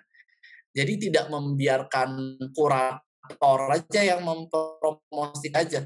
Tapi dia sebagai seniman bisa loh mempromosikan karyanya. Berarti dia harus tahu public speaking. Dia harus tahu tentang ekonomi. Dia tahu tentang memanfaatkan teknologi. Nah, jadi itu nomor satu.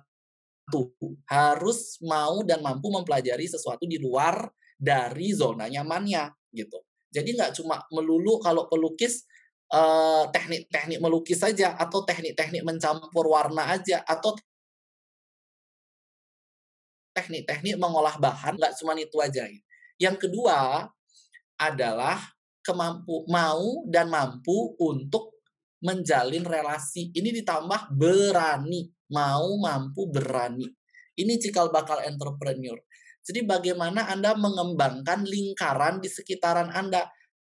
Tadinya cuma punya teman seniman 3 biji. Nah, minggu depan harus udah punya teman nih dari fakultas bisnis 1, dari fakultas sastra 1. Nggak tahu mau caranya gimana, harus dapat. Nah, minggu depannya lagi, harus kenal juga sama orang di kampus sebelah, misalnya gitu. Jadi kembangkan network Anda, koneksi Anda gitu. Dan yang nomor 3, untuk menjadi seorang entrepreneur gitu. Yang paling dibutuhkan itu adalah visi. Anda tuh harus jelas maunya ke depan tuh apa. Visinya itu apa? Seorang entrepreneur itu identik dengan visi sebetulnya. Kalau Anda tidak tahu apa yang Anda mau nanti di ujung sana, ya gimana terus Anda mau menentukan jalannya ini mau lewat mana? Misal kalau di Surabaya, rumah saya di Dukuh Kupang. Terus saya mau pergi ke TP.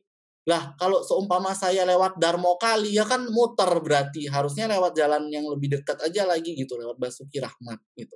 Nah, jadi harus tahu ke TP-nya ini gitu. Jangan terus, saya mau ke Basuki Rahmat, ngapain? Nggak tahu, nanti sampai Basuki Rahmat, tentukan lagi gitu. Oh, ke Kenjeran, ntar sampai di Kenjeran, nentuin lagi, jauh sekali gitu, nggak nyampe-nyampe. Maka yang ketiga ini penting, visi. Visinya apa? Apa yang menjadi end purpose-nya, tujuan akhir. Nah, jadi itu aja sih sebenarnya. Jadi definisinya, yaitu tadi saya bilang, terus caranya 3 tadi gitu. Dan untuk mencapai itu semua Anda butuh orang-orang gitu. Anda tidak bisa bekerja sendiri, Anda butuh mentor ya yang bisa mengajari. Kayak Pak Sutoyo ini adalah mentor yang sangat baik. Coba saja ditanya apa sebenarnya yang membuat beliau tuh bisa sesukses sekarang. Dan lebih penting lagi coba ditanya kenapa beliau mau membentuk yayasan gitu. Dan apa dasarnya beliau mau membantu orang gitu. Hanya dengan menggali satu orang saja seperti Pak Sutoyo ini sebenarnya teman-teman udah dapat banyak hal, dan Pak Sutoyo ini entrepreneur di bidangnya gitu. Nah, kepeduliannya akan budaya, kepeduliannya akan sesama, concernnya akan generasi muda, itu saja digali gitu. Nggak usah muluk-muluk, nanti aja kalau misalnya saya sudah ketemu sama Nadiem Makarim. Kalau Anda ketemu sama Nadiem Makarim dibanding ketemu sama Pak Sutoyo Raharto, jauh Pak Sutoyo Raharto tuh lebih berharga dari Nadiem Makarim gitu. Ya, jadi saya pikir penting Anda tahu siapa yang harus Anda cari juga gitu. Jadi itu sih yang bisa saya share, Adri, sebetulnya. Saya ini kalau bicara itu memang menggebu-gebu ya, jadi mohon maaf gitu. Karena sebagai budak korporat gitu ya. Jadi kalau Anda di sebuah korporat Anda tidak bisa mengekspresikan diri Anda dengan lantang dan tegas, maka Anda tidak akan bisa bertahan hidup gitu. Harusnya Bu Adri setuju. Nanti kalau kita tidak bisa lantang tegas gitu membahasakan diri kita, ya kita akan selamanya ada di bawah. Bukan begitu Bu Adri gitu. Nah, jadi mohon maaf Saya kalau intonasi saya terlalu semangat gitu. Tapi memang semangat sih karena saya terinspirasi nih malam ini gitu dengan Bu Lona, terus kemudian dengan Mbak Alvina, terus dengan Mas Febri Supriyan, Mas Aan gitu ya. Saya very inspiring gitu. Itu sih saya sudah mencoba menjelaskan sebaik-baik yang bisa saya lakukan ya. Semoga kena gitu aja. Terima kasih banyak. Terlalu terima kasih. hiperbola kalau yang terakhir itu. Enggak Pak, itu benar loh. Saya masih harus tetap belajar. Oke, teman-teman ada yang mau bertanya lagi? Oke, Saya mau rasanya nanya Pak Sutoyo, ini mungkin terakhir mungkin. jangan terakhir dong. Enggak, Mas. Siapa tahu udah mau ditutup, saya juga nggak tahu nih. Saya mau nanya Pak, Silakan. nanya Pak Sutoyo sih sebenarnya gitu Pak. Bapak kan sebenarnya tulang punggung keluarga juga ya Pak gitu. Bapak satu tulang punggung keluarga, dua Bapak adalah teladan di keluarga Bapak sendiri untuk anak-anak Bapak gitu. Terus kemudian kalau dilihat-lihat gitu, Bapak juga sudah punya kehidupan tuh yang mapan gitu Pak. Kenapa kemudian Bapak merasa terpanggil gitu untuk melakukan apa yang mengabdikan perasaan, kemudian membagikan juga hasil jerih payah Bapak ke orang-orang sekitar Bapak. Satu tuh kenapa? Emang ada pengalaman apa sih sampai membuat Bapak melakukan yang Bapak lakukan? Padahal berat banget loh. Kecuali Bapak hidup sendiri gitu dengan uang triliunan gitu ya nggak kaget gitu ya kalau bagi. Tapi kan Bapak masih punya istri, masih punya anak gitu, masih punya tanggungan. Terus Bapak juga visinya ke depan gitu sebagai seorang entrepreneur juga besar. Nah sekarang tapi Bapak tetap meluangkan waktu Bapak gitu. Seperti malam ini gitu Bapak meluangkan waktu bahkan dari bermalam-malam sebelumnya gitu. Meluangkan waktu gitu ya Pak dan tetap berusaha. Emang ada pengalaman apa sih gitu dalam hidup Bapak, apa sih yang Bapak alami sampai Bapak melakukan hal ini gitu? Nah, itu sih pertanyaan saya, Pak. Waduh, ini saya ganti di interview nih. Iya, Pak, biar adil gitu ya. Oke. Saya 17 tahun tidak di rumah ya. 17 tahun meninggalkan keluarga saya. Jadi SMP kelas 1 itu saya sudah di Salatiga, yaitu satu kelas sama Bu Nona. Jadi saya orang Semarang tapi dikoskan di Salatiga supaya saya mandiri katanya. Lalu 3,5 tahun saya di Salatiga, lalu dikirim ke Singapura saya. Dikirim ke Singapura itu 3 tahun. Saya di Singapura sekolah di Singapore International School. Bukan, Canadian International School. Itu Canadian, ya. Canadian sekolah, salah satu sekolah elit di Singapura. Orang Singapura sendiri nggak berani masuk sana.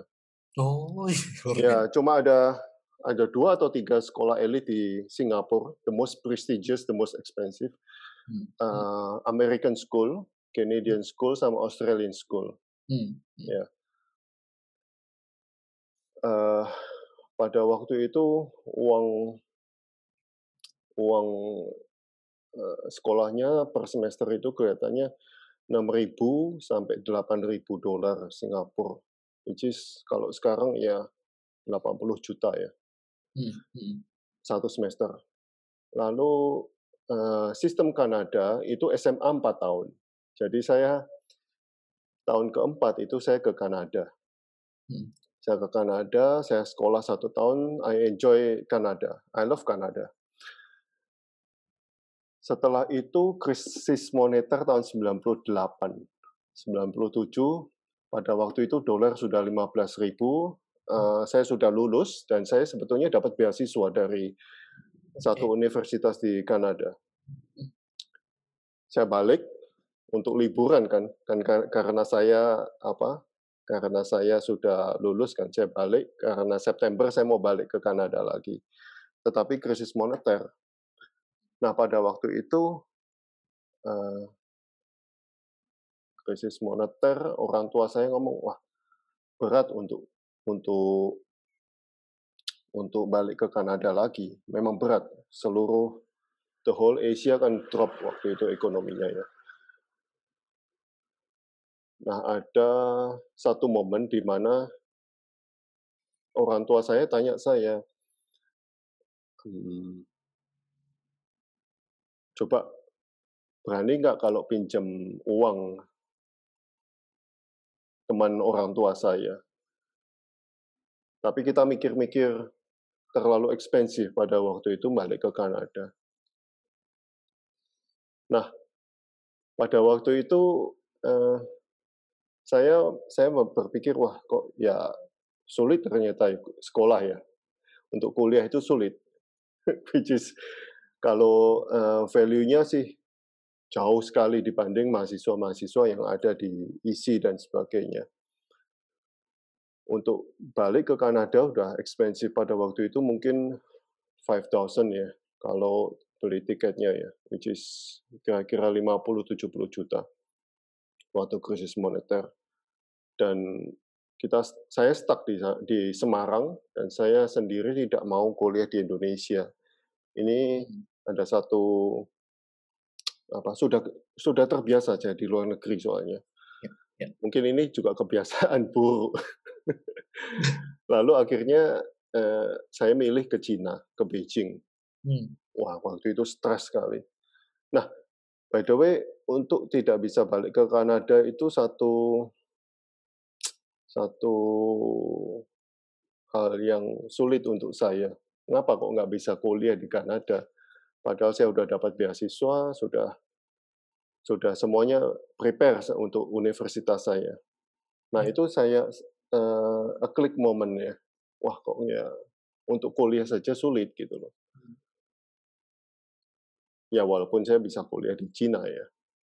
Tapi angan-angan saya masih di Kanada. Dan waktu saya di Cina pun Cina pada waktu itu masih miskin ya, tahun 98. Cina masih miskin, kotor dan kumuh sekali. Dan selama 3 bulan batin saya berontak sekali untuk pengen balik ke Kanada. Sampai sekarang mungkin saya udah change my mind, tapi sewaktu saya masuk kuliah pun di Cina, saya masih pengen balik ke Kanada.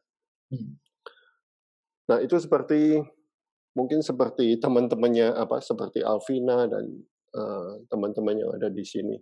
Mau kuliah pun nggak bisa gitu loh.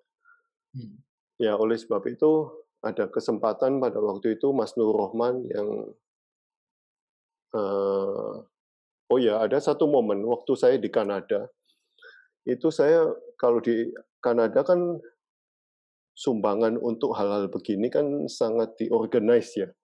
Jadi pada waktu saya di Kanada itu saya membiayai anak Bangladesh untuk sekolah gitu loh. Dan itu pun terpotong karena saya balik ke Indonesia kan. Nah, nggak tahu di dalam pikiran saya mungkin karena ada kejadian itu, ya saya mau bantu aja kalau.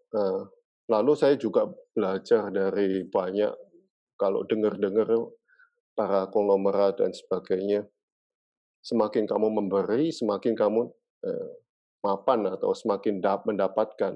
Oh, betul. Iya. Nah, itu short experience yang saya pernah dapat gitu loh. Dan ya kalau ada duit dan sebagainya ya saya bantu, why not gitu. Walaupun saya belum mapan banget gitu loh. Tapi kalau Karena habit ya. Kan kita nggak bisa ngomong kalau, oh ya nanti kalau saya kaya, saya akan menyumbang. Itu kita nggak bisa ngomong gitu. Kalau saya jadi konglomerat, saya akan menyumbang, atau itu kita nggak bisa ngomong gitu. Karena habit harus dimulai dari sekarang kan. Itu yang saya rasakan. Kalau sekarang nggak ada kebiasaan itu, nanti waktu konglomerat pun, ya nggak ada kebiasaan itu gitu loh. Dan Ya, mungkin ya. dan mungkin nggak bakal jadi konglomerat kalau nggak ada kebiasaan ini. Oleh sebab itu kan saya Setuju. oleh sebab itu kan saya ya at least every day itu spare something lah untuk dikasih ke orang itu. Entah Ya, 5.000, 10.000, itu kebiasaan itu yang akan membuat kita terbiasa untuk memberi gitu. Itu sih. yes, yes. Cok Raka. I'm still Saya tuh nothing. dengar ceritanya Bapak ini dan ya, no Pak, benar sih. Saya tuh dengar ceritanya Bapak, itu jadi ingat gitu Pak. Jadi selama saya di Jakarta itu saya tuh memang entah bagaimana ya bisa dibilang beruntung aja. Saya ketemu dengan banyak sekali orang Pak gitu. Dan kebanyakan dari mereka itu adalah pebisnis yang memang sukses gitu.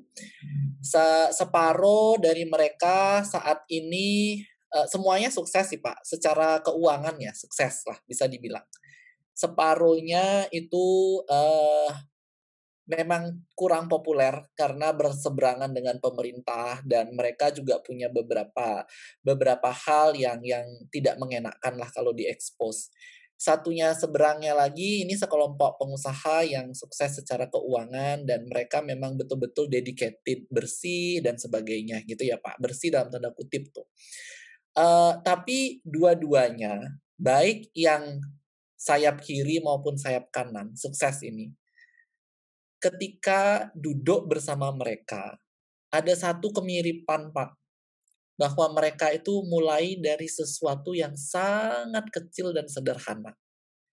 Dan mereka itu suka berbagi, entah itu dengan keluarganya, dengan lingkungan, tetapi intinya mereka ini suka berbagi aja, gitu. Berbagi waktu, berbagi makanan, berbagi baju, dan sebagainya lah, sampai akhirnya bisa mendatangkan uang ya, yang dibagi uang, gitu. Jadi memang mental untuk bisa berbagi ini yang perlu dipupuk, Pak. Jadi seperti mahasiswa-mahasiswa, saya pikir juga kenapa Bapak sukses ya karena memang itu dan 80% dari orang-orang kaya yang saya pernah temui di Jakarta, baik yang sudah meninggal beberapa ini karena COVID gitu ya, maupun yang masih bertahan hidup karena sebagian besar dari mereka sudah sepuh, Pak. Gitu. Kalau Pak Sandiaga Uno yang begitu-gitu kan belum masuk hitungan Pak sebenarnya, masih muda. Belum impactful-nya global. Kita cari deh yang impact-nya global, yang cross country effect gitu. Mereka bisa memunculkan sebuah gelombang ekonomi yang tidak hanya akan menginfluence atau mempengaruhi ekonomi di Indonesia aja, tetapi juga di Vietnam, di Singapura, di Malaysia. Nah, orang-orang yang luar biasa ini, Pak, tycoon bisnis Indonesia yang luar biasa ini tuh kebanyakan sepuh gitu. Dan ketika dulu mereka itu yang saya pelajari itu tadi Pak, kenapa kok Bapak bisa kayak begini gitu, kacau banget suksesnya gitu. Sampai satu orang ini bisa mempengaruhi begitu banyak negara. Itu luar biasa loh. Berarti Tuhan kasih dia sesuatu. Terus dia jawabnya very simple.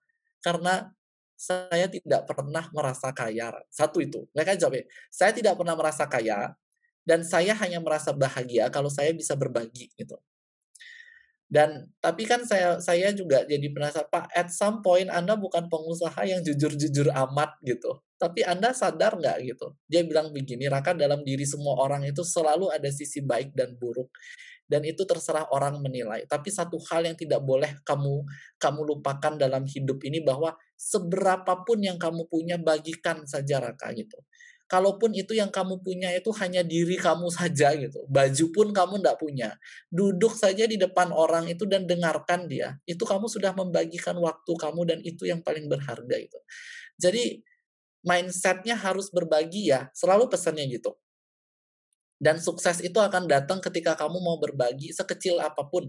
Makanya ketika saya ketemu Pak Sutoyo tuh, oh oke. Ketika saya ketemu sama Beli Nyoman tuh juga, oh oke gitu. Tetapi ya kembali lagi gitu. Tidak semua orang diciptakan untuk sukses secara finansial, Pak Sutoyo. Tetapi semua orang itu punya kesempatan yang sama untuk bahagia gitu. Dan sukses. Karena sukses itu belum tentu secara keuangan, Pak gitu.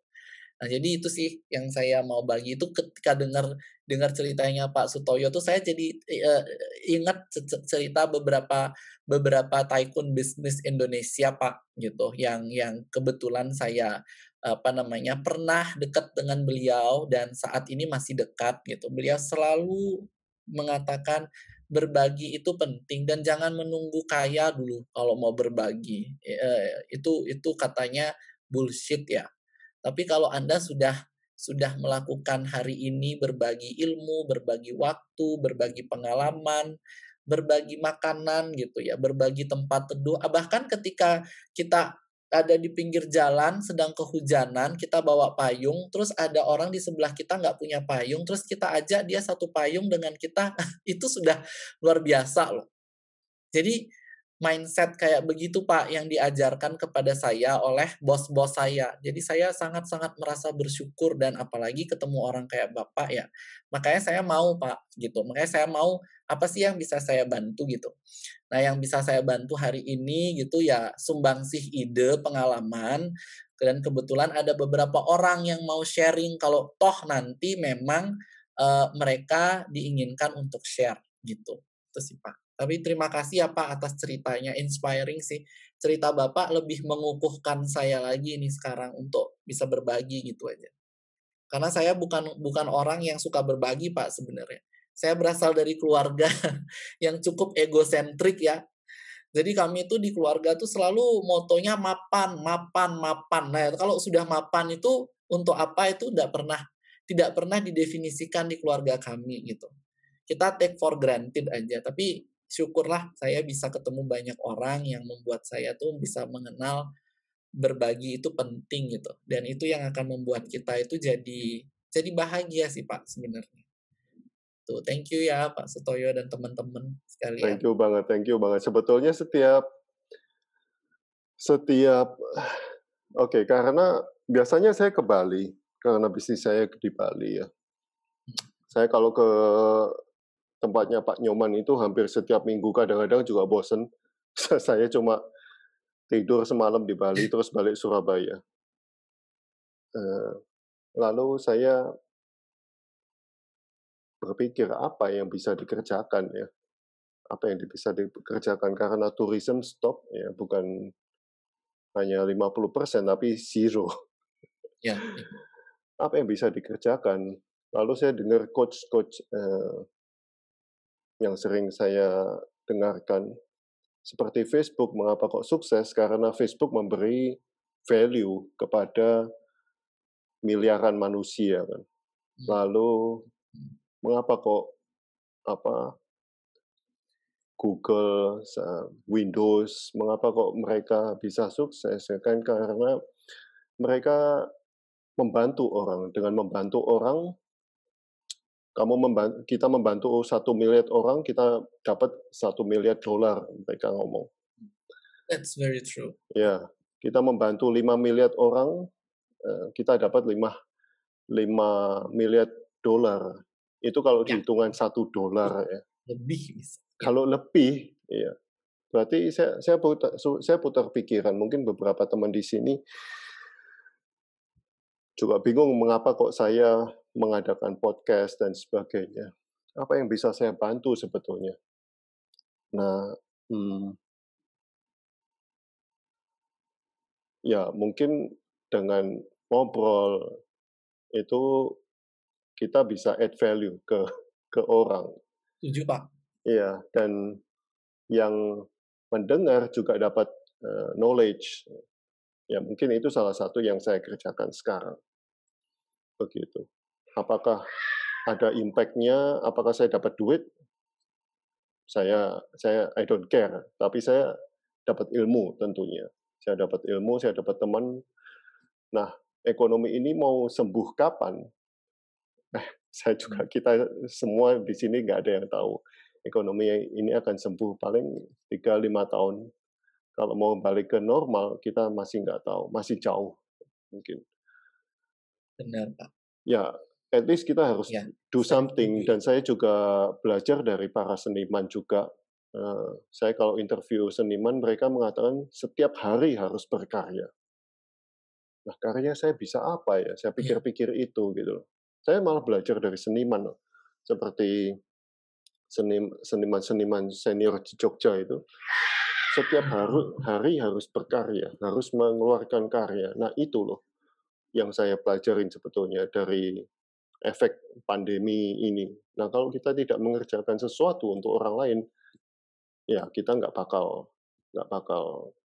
dapat apa-apa untuk diri kita juga gitu. Itu yang saya Itu poinnya, Pak. ya, Itu saya poinnya, pelajari Pak. dari para seniman juga sebetulnya. Ada yang tanya ini, apa, saya ingin melukis tapi nggak punya cat, solusinya gimana? Ini ada Pak Subakir di sini. Ya, Pak Nyoman juga pernah menghadapi hal itu, nggak punya kanvas, nggak punya kertas, ya melukis di batu kan. Nggak punya nggak punya cat, nggak punya apa-apa, dia pakai Kardus ini, bahkan pakai, kalau beli Noman. Apa sih macam-macam nih kalau beli ya Noman? Kardus pakai, iya, di kertas gambar anak, apa di buku-buku anaknya yang udah nggak kepake gitu kan di kertas-kertas. ya itu kita harus belajar dari seniman sebetulnya. Dan itu yang saya pelajari. Mungkin Setuju sih, Pak. segitu aja. Kalau ada Saya pikir teman-teman, kalaupun kita mau berkarya setiap hari, itu penting. kalau ada teman-teman yang mau tanya silakan. So saya itu amat Maaf ya. sangat apa namanya itu bangga ngelihat Alvina kayak gitu. Jadi kalau saya melihat di sini apa ya, kerja dengan kuliah, saya sebagai wanita aja itu kayak kayak saya yang dulu gitu loh. Jadi jadi wanita, jadi perempuan itu sudah dengan segala keterbatasannya, tapi itu bukan keterbatasan ya, itu keterbatasan yang bisa dilampaui. Itu sudah it's already hard, itu udah agak berat gitu loh dibandingkan stereotip apa namanya itu sosial kita yang seperti itu gitu. Nah, jadi kan kamu pernah tuh down apa kayak gimana gitu. Nah, kamu cara overcome itu gimana? Self motivation kamu gimana ketika kamu banyak halangan, rintangan menghadang gitu kan? Oke, thank you. Nah, iya Mbak, terima kasih sebelumnya. Buat motivasi saya sih kalau lagi kan kadang hidup itu banyak, kadang ada down, kadang juga di atas gitu. Nah waktu kalau saya ada di posisi di bawah gitu, tetap mikir kalau ada dua, kerja sama kuliah, kalau kita nggak kuat itu pasti salah satunya ada yang loss gitu. Entah itu mau kerjanya atau kuliahnya, kalau batin kita nggak kuat, ya udah kita harus pilih salah satu gitu kan. Tapi motivasi saya sih sampai saat ini sih kalau udah mikir ke orang tua jadi ya udah gitu, masih semangat walaupun ya kadang mikir ini, mikir kerja, mikir kuliah, banyak tugas, sampai tidur aja kadang berapa jam sehari gitu kan. Tapi kalau ada ingat orang tua yang di sana, kamu di sana udah terlanjur basah kaki, mending kamu basahin semua aja gitu. Selesaikan sampai tuntas gitu. Ya udah gitu aja. Jadi semangat lagi lah gitu. Makasih. Iya. Aduh, terima kasih sekali ya Alvina. Saya bakal bawa cerita malam ini ke semua orang yang ada di sini. Besok setiap orang yang saya temui meeting sama saya akan cerita. Sama, Adri, sama. Pokoknya, aduh, I will tell you bawa. Pak Sutoyo kalau misalnya ada donatur, ada apa, saya mau invite di sini udah.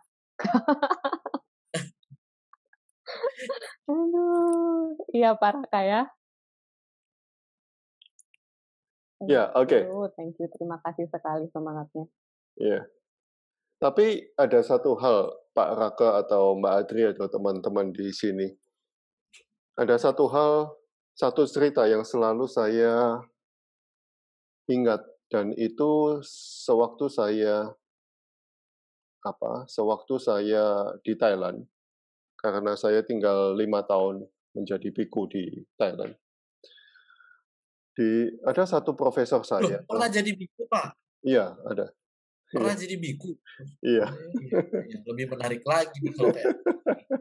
Lanjut, Pak. Oke.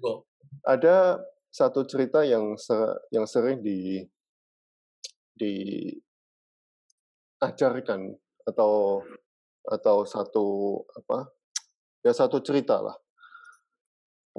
Profesor saya seorang orang Jerman, dan dia mengajarkan satu cerita, yaitu yang seperti Pak Raka tadi omongkan ya. Kalau kita bawa payung di stasiun atau di halte, ada orang yang tidak bawa payung, kita bisa bantu payung. Cerita profesor saya hampir mirip. Dia ngomong, kalau kita mau ngomong perbuatan baik yang murni, ya, yaitu sewaktu kita jalan di jalan, ada orang jatuh, lalu kita otomatis memegang, ya, ada orang kepleset, kita menolong dia, kita mengangkat dia. Pada waktu itu tidak ada kepikiran kita berbuat baik, atau kita menolong, atau kita merasa kasihan, atau kita merasa, pokoknya tidak ada pikiran. Itu adalah refleks yang otomatis dari tubuh kita dan pikiran kita. Nah, itu bisa dikatakan sebagai perbuatan baik yang murni, dia ngomong begitu. Nah, itu yang saya pikirkan setiap saat, Pak. Jadi, walaupun ya mereka ngomong bahwa saya sudah bantu mereka untuk beasiswa dan sebagainya, sebetulnya saya tidak merasa apa-apa. Itu yang saya coba untuk lakukan. Karena kalau saya sudah berpikir, oh ya, saya bantu ini, saya harus dapat ini, itu sudah suatu trik pikiran yang mencelakakan sebetulnya. Trik pikiran yang,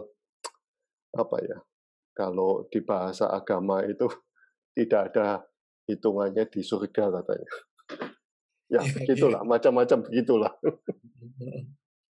Iya, setuju sih Pak. Kalau saya itu ada banyak hal kecil yang selalu kita lupakan gitu, atau kita anggap biasa saja gitu. Padahal hal-hal kecil tersebutlah sebenarnya yang punya arti lebih gitu dibandingkan yang besar. Saya sih dengar kata Bapak tadi, kalau nggak salah, ketika kita melayani 1 miliar orang, kita dapat $1 miliar. Kebetulan mentor saya tuh selalu bilang gini, Pak, when you serve the world, you will be much more than just a rich person gitu. Jadi ketika Anda melayani 1 orang, maka Anda sebenarnya sudah kaya. Semakin banyak Anda melayani orang, semakin kaya Anda. Dan ketika Anda melayani dunia, maka dunia yang akan membuat Anda itu kaya gitu. Jadi sebenarnya jangan pernah khawatir kita bisa kaya apa enggak. Yang perlu kita khawatirkan itu apakah kita mampu untuk melayani gitu. Karena kalau kita sudah mampu melayani, maka tidak perlu lagi bertanya kita mampu apa tidak kaya, karena kaya itu sudah pasti, Pak, gitu. Maka itu sih kata mentor saya. Saya tuh pegang bener-bener gitu. Makanya moto hidup saya itu adalah berbagi untuk bahagia sebenarnya. Jadi saya berusaha banget, apalagi saya memang disumpah, Pak. Saya waktu tamat jadi dokter tahun 2014 akhir itu, saya disumpah gitu. Saya disumpah untuk mengabdi demi kepentingan kemanusiaan gitu. Dan awal-awalnya sih saya banyak banget tuh ngelanggar sumpah ya. Karena saya juga butuh duit tuh, sekolah dokter kan mahal. Gitu. Tapi in the end, Pak, tidak pernah saya dapat duit ketika saya mencari duit gitu. Justru ketika saya tidak mencari duit dan fokus untuk itu entah dari mana, ini pengalaman pribadi sih, entah dari mana. Buktinya terus saya sampai di tempat saya sekarang, jauh sekali gitu. Dari tempat saya pikir entah bagaimana saya ini dokter kampung ya Pak gitu. Saya tuh dokter yang dari satu kampung ke kampung lain, sebenarnya dokter umum lagi, bukan spesialis, bukan siapa-siapa sih intinya gitu ya. Tapi terus kemudian entah bagaimana gitu, saya ada di tempat saya yang sekarang tuh sebuah keajaiban. Saya tidak pernah bermimpi saya akan ada di tempat saya sekarang. Apalagi saya diterima sekolah di Harvard, itu udah nggak pernah sama sekali kebayang. Sampai detik ini pun tuh misterius sekali gitu. Saya Senin kemarin itu saya ketemu sama Pak Teddy Rahmat gitu. Bisa di googling tuh, Teddy Rahmat. Jadi beliau itu salah satu mentor saya, co-foundernya Astra Group. Banyaklah Adira, dia dulu yang punya Adaro dan sebagainya. Segala macam lagi saya nggak tahu ya, Unilever pun kayaknya juga iya. Jadi beliau banyak sih punya saham di mana-mana dan mendirikan perusahaan. Terus Senin lalu saya tuh ketemu, terus nggak tahu kenapa saya ada di perusahaan Bapak gitu. Apa sih sebenarnya yang membuat saya ada di sini dan Bapak menerima saya untuk bekerja di perusahaan ini gitu.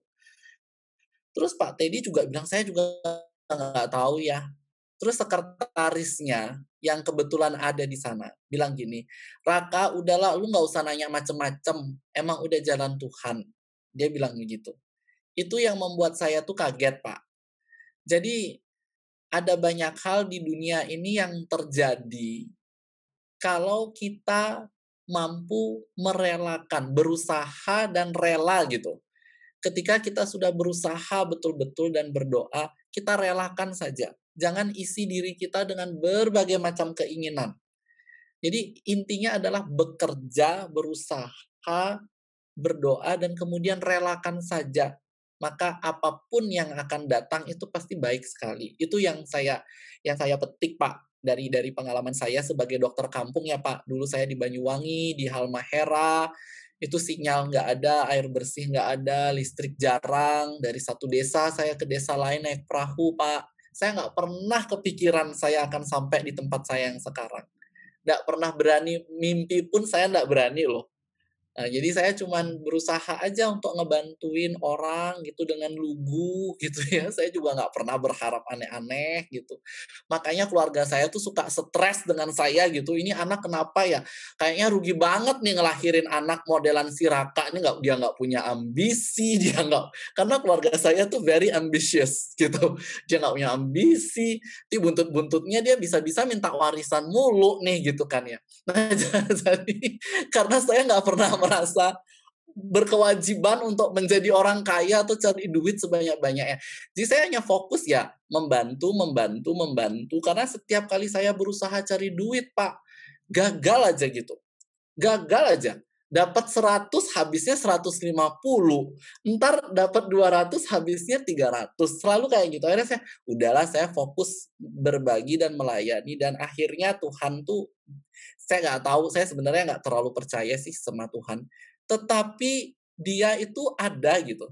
Justru ketika kita itu tadi tidak berharap, tidak berambisi, ya udah gitu, simple, sederhana saja. Kayak Mbak Alvina tuh, dia jalanin aja tuh, berbuat, dia berani,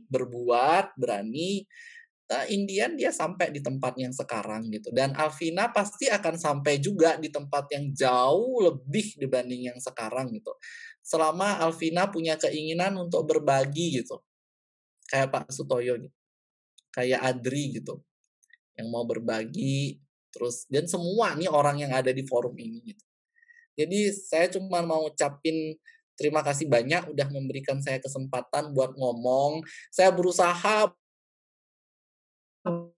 banget gitu untuk memberikan semua deh yang bisa saya ceritain. Maaf nih kalau penuh ya, karena saya nggak tahu kapan lagi bisa ada di forum seperti ini gitu. Jadi sebuah kehormatan. saya pasti akan tetap keep in touch dengan Pak Sutoyo gitu. Jadi terima kasih Bapak Ibu sekalian gitu. Sangat menarik sih malam ini. Saya besok bisa bangun pagi, saya bisa berangkat kerja. Ya, saya hari Sabtu, Minggu tetap kerja. Nah, budak korporasi ya, Adri. Jadi dan saya enjoy sih sebenarnya. Jadi saya akan kerja besok dan ketemu dengan orang-orang di tempat kerja itu, di corporate itu, dan saya akan minta mereka mendengarkan saya 15 menit saja sebelum meeting gitu. Saya mau ceritain yang saya dengar hari ini gitu. Terima kasih. Oke, thank you teman-teman atas kehadirannya.